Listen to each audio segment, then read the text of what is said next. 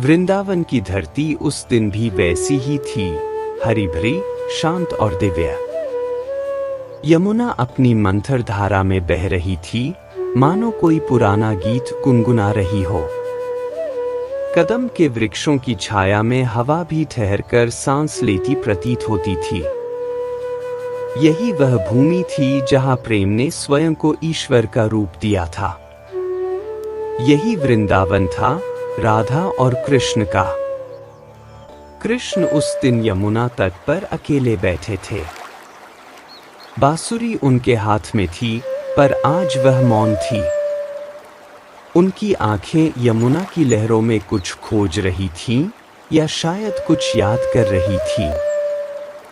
तभी दूर से पायल की धीमी सी झंकार सुनाई दी। कृष्ण मुस्कुराए। वे इस ध्वनि को पहचानते थे। यह राधा थी। राधा धीरे धीरे उनके पास आई। उनके चेहरे पर वही शांति थी, वही गंभीरता और वही प्रेम जो शब्दों में कभी बंध नहीं सकता। आज बांसुरी क्यों नहीं बजा रहे, श्याम? राधा ने पूछा। कृष्ण ने यमुना की ओर देखते हुए कहा, कभी कभी मौन भी तो संगीत होता है, राधे। राधा मुस्कुरा दी। वे जानती थीं, कृष्ण का हर शब्द अर्थों से भरा होता है। प्रेम की शुरुआत। यह प्रेम अचानक नहीं जन्मा था। यह तो आत्माओं का मिलन था, जन्मों से प्रतीक्षारत। जब कृष्ण गोकुल आए थे, तब वे बालक थे, नटखट, चंचल और सबके हृदय में बसने वाले। पर राधा तो उन्हें पहली दृष्टि में पहचान गई थी। उन्होंने बालक कृष्ण में वही देखा था जो संसार नहीं देख पाया, ईश्वर, प्रेम और अनंत। राधा उस समय भी सबसे अलग थी।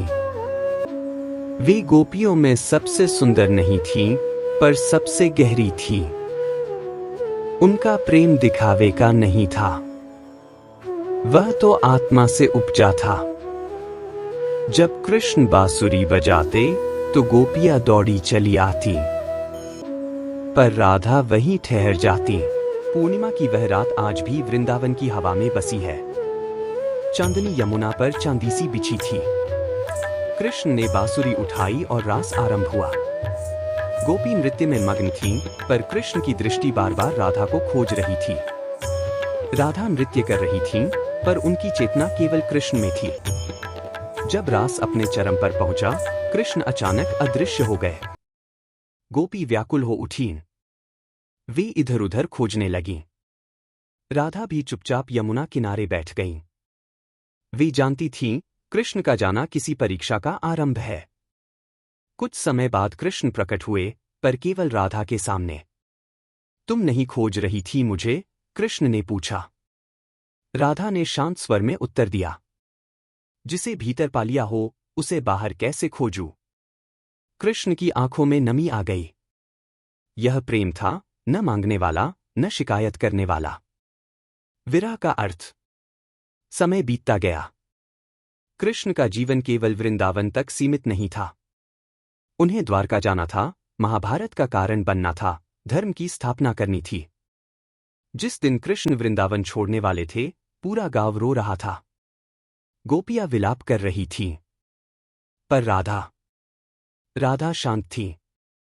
कृष्ण ने उनसे पूछा, राधे, तुम रो नहीं रही? राधा ने कहा, क्यों रोऊं? तुम जा रहे हो, पर मुझसे दूर नहीं। कृष्ण बोले, पर मैं लौटकर नहीं आऊंगा। राधा मुस्कुराई। तो क्या हुआ? प्रेम लौटने का नाम नहीं होता। यह विरह साधारण नहीं था। यह दूरी नहीं, विस्तार था। राधा का प्रेम अब केवल कृष्ण तक सीमित नहीं रहा, वह भक्ति बन गया, समर्पण बन गया। राधा, जो कभी पत्नी नहीं बनी।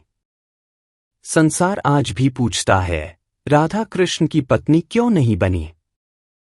पर यह प्रश्न अधूरा है। पत्नी होना सामाजिक बंधन है। पर राधा का प्रेम सामाजिक नहीं था, वह आध्यात्मिक था। राधा कृष्ण की आत्मा थी, और आत्मा का विवाह शरीर से नहीं होता। कृष्ण ने 16,000 से अधिक रानियों से विवाह किया, पर उनके हृदय का सिंहासन केवल राधा के लिए था। कृष्ण स्वयं कहते हैं, मैं राधा के बिना अधूरा हूं। अंतिम मिलन। कहते हैं वर्षों बाद, जब कृष्ण द्वारका में थे, राधा उनसे मिलने आई। कृष्ण राजसी वस्त्रों में थे, राधा साधारण साड़ी में। कृष्ण ने चरण छूने चाहे, राधा ने रोक दिया। यह क्या कर रहे हो, श्याम? मैं तुम्हारा हूं, राधे। राधा ने कहा, नहीं, तुम सबके हो, और मैं केवल प्रेम हूं। उस क्षण कोई राजा नहीं था, कोई गोपी नहीं थी, केवल दो आत्माएं थीं जो कभी अलग हुई ही नहीं थी। राधा का जाना।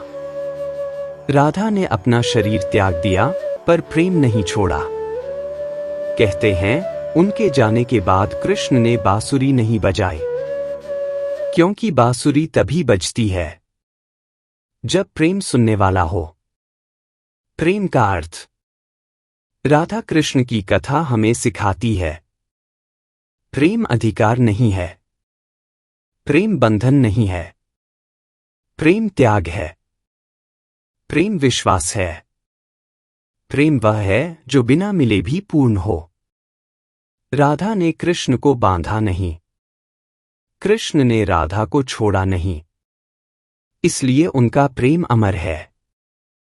आज भी जब कहीं बांसुरी की मधुर तान गूंजती है, तो लगता है राधा अब भी सुन रही हैं, और कृष्ण अब भी बजा रहे हैं, क्योंकि प्रेम कभी समाप्त नहीं होता, वह केवल रूप बदलता है।